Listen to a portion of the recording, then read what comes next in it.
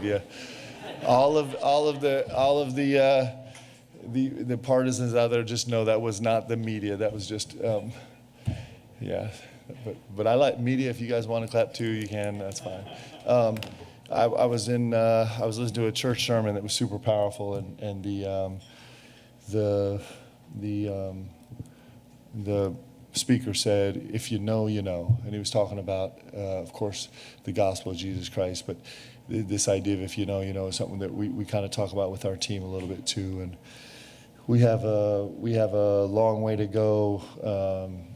We have so much work to do, but in terms of one night for these guys to actually be in this for each other, that's going to be the key to this team. As much as we can just stay in this for each other, we have a chance to be a good team, and so I'm super proud of them. Fire away with questions. Yeah, Mark, I'll ask you as tactfully as I can. I saw Malachi 2 years ago in the state Final Four, and several of us in here did. The impression was, wow, he's soft. Yeah. He's big, but he's soft. And then you see what you see tonight. What happened? Yeah, I'm really proud of him. You know, I've got to know his family really well. His mom is incredible, and his brother Michael has been oriented his whole life to take care of his brother. And Malachi himself has just made great changes. You know, I talked about this summer when I was at USA and saw him compete. I was just blown away also, because I saw the same player that you did. I wouldn't use the word soft, but I would have just said he was kind of a one-position guy, wasn't rebounding out of his position, wasn't rim protecting out of his position, and he's just made incredible progress, and that's a real tribute to his family and himself. But he's got a chance to grow into a really special player. He's got a lot of work to do. He's got so much growth ahead of him, but he's got a chance to have a massive impact on this game.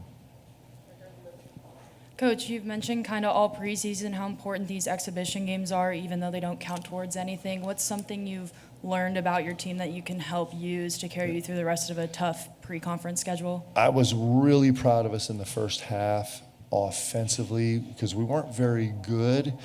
But when we weren't very good, we tried to solve it by being us. You know, we had 7 cut assists and 7 screen assists on the night, and so there were several stymied late possessions in the first half where we didn't just try and like go fix it the way that these guys have always fixed it their whole life. They fixed it our way. We had stretches in the second half where we got away from that a little bit, which is understandable right now, but I was really proud of that, and it's a good sign for us. Mark, where has Jasper made maybe the biggest stride over these past few weeks especially? And then how do you kind of channel all of the things that he can do into one focused product, I guess, out there on the court? Jasper, I'm really proud of Jasper because he is trying so hard to learn what we do. And he hasn't. He's got a very unique game. He's got a really unique skill set. And he has committed himself to trying to do what we do and then letting that part of him that he brings to the game come out through it rather than just going to what he does. And it's why he's growing so much so fast. Like, he's clearly a really talented player that's got a huge future, but he's going to play well because he's trying to do this the way we do it. And it's going to make him look good, and it certainly did tonight. Coach, you had 10 players tonight play more than 15 minutes, and your preseason All-SEC guard and your projected NBA first-round draft pick weren't on the floor tonight. Yep. How are you going to find minutes for all these guys when everybody gets back? Well, I actually didn't think we played as hard consistently as we can. I thought one of the things that was effective, this Purdue team's great. They're the number 1 team in the country, and they're going to be unbelievable. And they're on the road. None of us have even installed most of what we do yet, so there's all those things. But, they didn't shoot the ball particularly well tonight, and I'm hoping that part of it was just that there was somewhat of a relentless pressure and pace to the game. And so I actually felt like we didn't play as hard as we're going to have to play to win consistently. So I kind of was looking at the bench being like, I need fresh bodies. So we'll continue to work on our conditioning, but it's a matter of like how much pressure can we exert on this game every single second of the game. And that will help us defensively. It will help us offensively because it breaks open things, just the fatigue and the unrelenting pressure. I was sitting in the office with Lee just after I met with the team and just looking at the box score, and I was like, man, this feels like my 96 team in terms of this point distribution. Can you do that in 25, 26? Like, can we actually pull it off where we have guys that care so much about each other and so much about Kentucky that they're willing to do this? We're going to see. But if we can do it, it's a really fun way to play, man. It's pretty special. Coach, obviously Colin Chandler only had 2 points, but led the team in plus minus with 15. What does that say about how he can contribute it without scoring? And then what have you seen from him in the offseason? Yeah, he was the highlight for the whole game for me. I would give him the MVP of the game. That's the defining feature of who, if this team wants to do something historic, that's what we need. We need to champion it, and we need to take pride in it, and we need to be like, yes, that was me. And he was unbelievable. He played 15 minutes. He was a plus 15, I think. He was a plus 1 per minute. That's a ridiculous ratio for anything over 6 or 7 minutes of play. And he had a ridiculously spectacular dunk. But I have so much confidence in him to make the right decision on offense, and so much confidence in him to be incredibly defensively sound with great energy. And you have guys like that, and it just makes you feel good as a coach, because good things are going to happen when he's on the floor.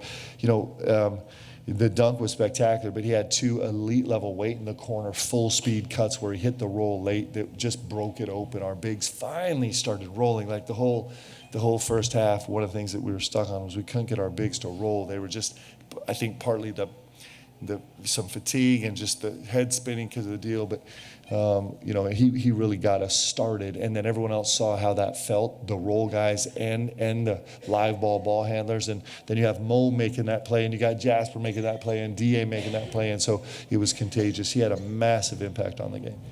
Mark, you mentioned during the offseason you thought Jasper, Ortega, Denzel, and Colin could be like the next guys up when it comes to running the point, and they combined for 10 assists and only 4 turnovers tonight. So how did you feel like that quartet stepped in for Jalen? Yeah, I thought they were good. I think, you kind of feel, and this Purdue is a unique team. We're going to see very different challenges from other teams, right? This is a very unique team.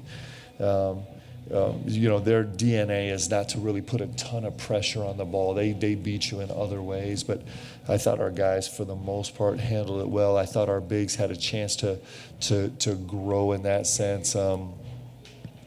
BG had a couple elite level reads where he was getting to the second and third cutter that were really elite level plays, and then he got carried away a couple times. Malachi had a really important play for him as they were really trying to press the 5 and get out to the wings, and we were encouraging our bigs in trail 5 to go attack the no gap pressure, and he did, and I was really proud of him because he didn't. He got all the way down the rim. He was bullied all the way down to the rim and kind of finished with a nice left hand finish. And so, I think Mo igniting the break was really solid a couple times. I thought Yella, even though he's not allowed to dribble, he actually ignited the break a couple times and was really effective making a simple play. Mark, obviously we know Malachi's big dunk. That came after a pretty poor 3-point attempt. Jasper got a good steal in the first half after giving up a turnover. For you guys to accomplish what you're wanting to accomplish this year, how important is it for your young guys, your freshmen, to be able to respond to adversity that way mid-game? That was we must have said next play 10 times in the huddle before we walked out on the floor to start the game.